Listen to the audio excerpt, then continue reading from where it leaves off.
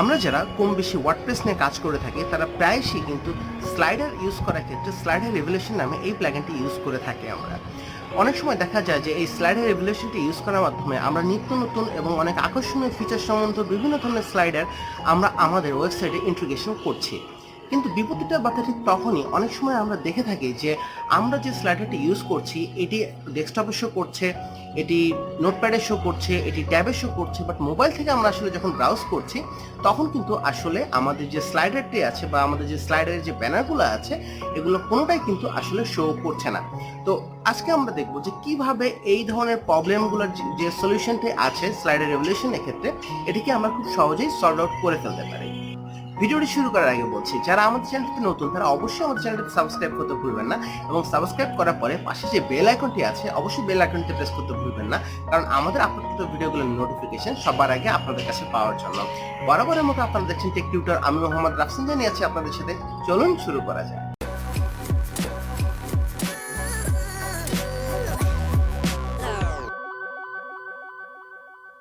Take tutor চ্যানেলের direct জার্বো সেশনে আপনাদেরকে আরো একবার স্বাগতম।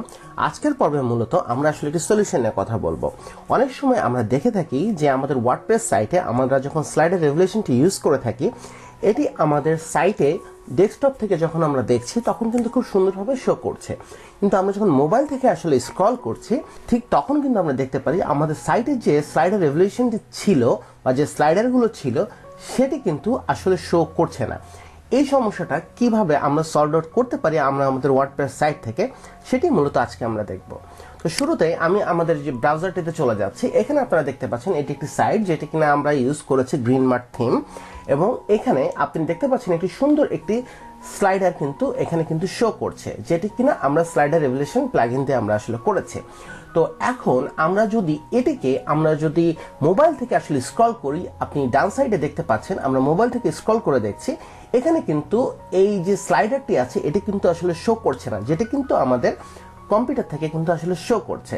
কিন্তু আবার আপনি দেখবেন, আমরা যদি আবার আপনাকে একটু দেখাই, আমরা যদি মোবাইল থেকে রেসপন্সিভনেস আমরা যদি চেক করে দেখি কন্ট্রোল শিফট আই দিয়ে, দেন আমরা দেখতে পারবো যে আমাদের কম্পিউটার থেকে যখন আমরা রেসপন্সিভ করছি তখন কিন্তু এটা আসলে আবার শো করছে, কিন্তু আসলে আমরা মোবাইল থেকে যখন আবার ব্রাউজ করছি ডিরেক্টলি তখন কিন্তু আসলে এটি শো করছে না। তো চলুন দেখে নিই যে কিভাবে এই ইস্যুটাকে আমরা খুব সহজেই সলভ আউট করে ফেলতে পারি। তো সেটি করার জন্য সর্বপ্রথম আমরা কি করব, এই সাইটে যেটি ড্যাশবোর্ড আছে আমরা ড্যাশবোর্ডে চলে যাব। ড্যাশবোর্ডে আসার পরে আমরা নিচে একটু চলে আসবো, যেখানে আমাদের স্লাইডার রেভলিউশন এই প্লাগইনটি ইনস্টল করা আছে, এবং বাম পাশে যেখানে এটির টুল ইন্ডিকেটরটি দেওয়া আছে আমরা ডিরেক্টলি স্লাইডার রেভলিউশনে আমরা ক্লিক করব। ক্লিক করার পরে আমাদের সামনে ডিরেক্টলি আমাদের স্লাইডার রেভলিউশনের যে সমস্ত সেগমেন্টগুলো বা যে সমস্ত মডিউলসগুলো অলরেডি আছে সেগুলো আমাদের সামনে চলে আসবে। ইনফ্যাক্ট যে সমস্ত স্লাইডারগুলো আমাদের আছে আমরা যেটি ইউজ করেছি, আমরা আমাদের সাইটে এখানে ইউজ করেছি স্লাইডার হোম 4 এটিকে। তো আপনি এখানে একটু খেয়াল করে দেখবেন, আমরা যখন মাউসটাকে হোভার করছি আমাদের যে স্লাইডারটিকে আমরা এডিট করতে যাই, তো তখনই সামনে কিন্তু একটি এডিট অপশন কিন্তু চলে আসছে। আমি আবারও আপনাদেরকে দেখাচ্ছি, আমি যখন মাউসটাকে হোভার করছি তখনই একটি এডিটিং অপশন চলে আসছে। তো আমি এখন এই এডিটিং অপশনে আমি ডিরেক্টলি ক্লিক করছি। তো এডিটিং অপশনে ক্লিক করার পরে এটি টোটালি এডিটিং মোডে চলে এসেছে। আমরা এখানে আমরা খুব সুন্দরভাবে আসলে আমরা এটিকে দেখতে পাচ্ছি। এখন ডান সাইডে যদি আমরা দেখি, যে আমরা দেখতে পাচ্ছি যে এখানে মডিউল জেনারেল অপশনস এরকম একটি অপশনস আছে, এবং এখানে আমরা দেখতে পাচ্ছি জেনারেল নামে একটি টুলস আছে। আমরা ডিরেক্টলি জেনারেল অপশনে ক্লিক করব।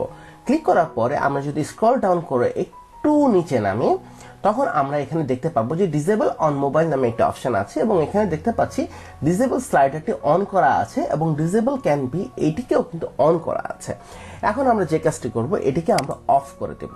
আমরা চাচ্ছি না যে আমাদের মোবাইলে এটি আসলে ডিসেবল থাকুক, তো আমরা ডিরেক্টলি দুটিকে অফ করে দিচ্ছি, এবং হাইড আন্ডার ব্রাউজার উইথ, এবং এখানে যদি কোনো আলাদা কোনো কিছু থাকে বা আপনাদের কনফিগারেশন অনুযায়ী সেটিকে আপনারা 0 পিক্সেল করে দিতে পারেন।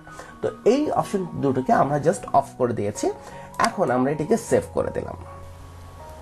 এখন যেহেতু ওয়েব থেকে আমরা এটিকে কনফিগার করে ফেলেছি, এখন দেখি আমাদের আগের অবস্থা ছিল এটি, আমাদের মোবাইল থেকে যদি আমরা ব্রাউজ করি, তো এখন আমরা এটিকে জাস্ট রিফ্রেশ করে দেখি যে আমাদের যে স্লাইডার রেভলিউশনটি আছে এবং এখানে যে স্লাইডারগুলো আছে এটি টোটালি অ্যাপিয়ার হচ্ছে কিনা আমাদের মোবাইলে। আমি অলরেডি মোবাইল থেকে আসলে রিফ্রেশ করে দিয়েছি। সো আমরা একটু চেক আউট করে দেখি যে আমরা এখানে দেখতে পাচ্ছি যে অলরেডি কিন্তু এখানে কিন্তু আমাদের যে স্লাইডারটি ছিল সেটা কিন্তু অলরেডি শো করছে। ঠিক এই ওয়েতে কিন্তু খুব সহজেই আপনারা আপনাদের রিভলিউশনের স্লাইডারটা মোবাইলে আসানি যে প্রবলেমটা ছিল এটি খুব সহজেই আপনারা সলভ আউট করে ফেলতে পারবেন। ধন্যবাদ। সো ফ্রেন্ডস, আশা করি আপনারা টিউটোরিয়ালটি বুঝতে পেরেছেন এবং এই টিউটোরিয়ালের মাধ্যমে আমরা দেখিয়ে দিয়েছি কিভাবে আপনি খুব সহজেই স্লাইডার রেভুলেশন ইউজ করার মাধ্যমে যে ধরনের প্রবলেমগুলো ফেস করে থাকেন মোবাইল ভিউইং এর ক্ষেত্রে সেটাকে আপনি কিভাবে খুব সহজেই আপনি সলভ আউট করে ফেলতে পারেন। এই ভিডিওটি যদি আপনাদের ভালো লেগে থাকে তাহলে অবশ্যই আপনারা আপনাদের ফ্রেন্ডের সাথে শেয়ার করতে ভুলবেন না এবং আপনাদের যদি কোনো কোয়েরিজ বা কোনো কমেন্টস থেকে থাকে আমাদের ভিডিওর কমেন্ট বক্সে আপনারা জানাতে পারেন, অথবা চাইলে আপনারা আমাদের ফেসবুক গ্রুপ অথবা ফেসবুক পেজে আপনারা কানেক্ট হতে পারেন। ডিসক্রিপশন বক্সে লিংক দেওয়া আছে। এবং আপনি যদি আমাদের চ্যানেলে নতুন হয়ে থাকেন তাহলে অবশ্যই আমাদের চ্যানেলটিকে সাবস্ক্রাইব করতে ভুলবেন না এবং সাবস্ক্রাইব করার পরে পাশে যে বেল আইকনটি আছে অবশ্যই বেল আইকনটি প্রেস করতে ভুলবেন না, কারণ আমাদের আপলোড ভিডিওগুলোর নোটিফিকেশন সবার আগে আপনাদের কাছে পাওয়ার জন্য। তো পরবর্তীতে নতুন কোনো টিউটোরিয়াল নিয়ে আবার আপনাদের সাথে দেখা হবে। ততদিন পর্যন্ত ভালো থাকুন, সাথে থাকুন। ধন্যবাদ।